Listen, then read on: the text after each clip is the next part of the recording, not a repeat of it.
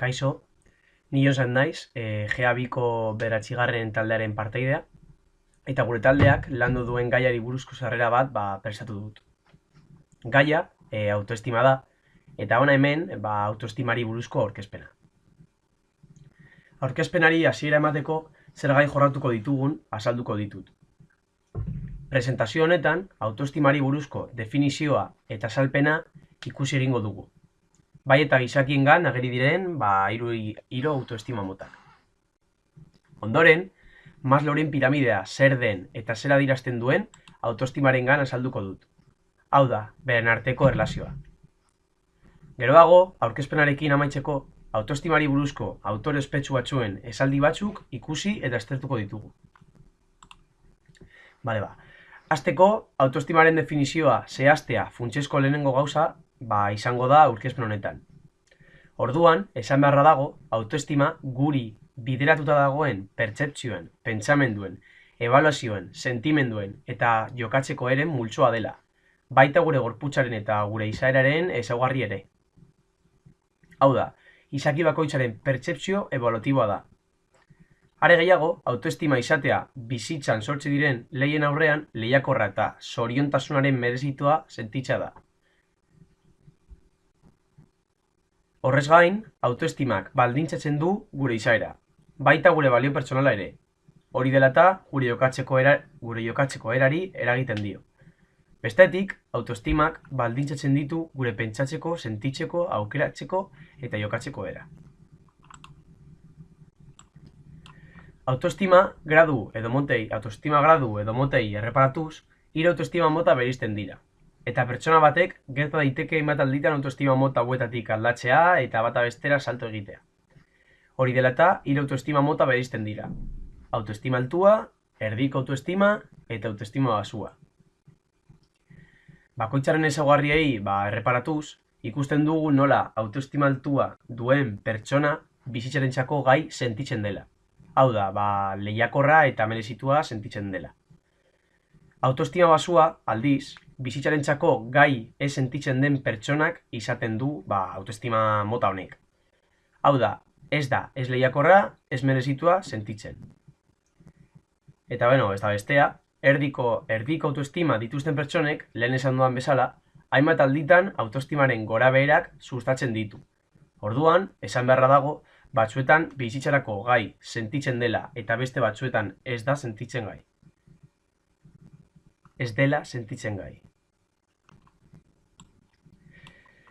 Erdiko autoestima duten pertsonek ez dira gai autoestima bere kabuz kontrolatzeko, eta askotan profesionalen laguntza behar dute pertsona hauek bere burua eta bere autoestima kudeatzeko.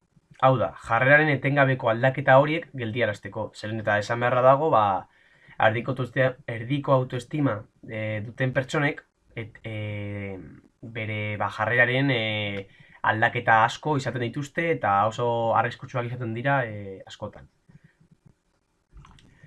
Gai honekin jarraituz, Maslowren piramidei erreparatuz, esatekoa da, Maslow gizakien beharrak piramide honetan sailkatu zituela eta autoestima gizaki jakin baten bigarren beharrean eta autoestima gizaki jakin baten bigarren beharrean kokatu zuen.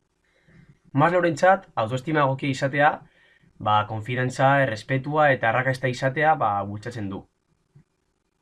Baina horretarako banaketa bat egin zuen.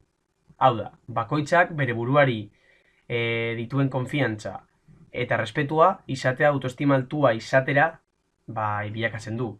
Baina, baita, beste pertsonengandik jasotako errespetua, estimazioa, errekonozimendua eta baiestapena garrantzi handia du autoestima altua izaterakoan ere. Orduan, esan beharra dago, bigarren solairu horretan autoestima kokatzea adierazten duela autoestima egokia izatea oso garrantzitsua dela. Diapositiba honetan ikusten duzuenez, hainbat autoestimari buruzko esaldi interesgarriak bildu ditu. Esate baterako, lehenengoa Nathaniel Brandenena da, eta hala esaten, eta gauza hau esaten du. Gizaki guztiek gai dira autoestima positiboa garatzeko. Esaldi honek, niretzako oso esanguratsua da. Zeren eta gizaki guztiek autoestima egokia eta lagungarria izateko gaitasuna dugula adierazteko balio du. Horregatik, hartu dut, zeren eta pentsatzen dudalako nik, ze autoestima positiboa gizakiak izatea, funtsezko ezaugarri bat izan behar zela gure barnean.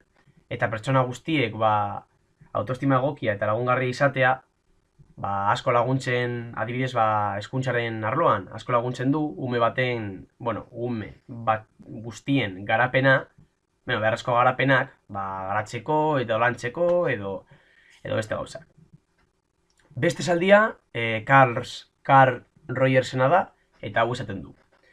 Gizaki guztiek, gizakiak direnez, besteekiko eta bere buruarekiko errespetua izateko eskubidea dute. Pertsona guztiak estimatu behar dira, baita estimatuak sentitzea.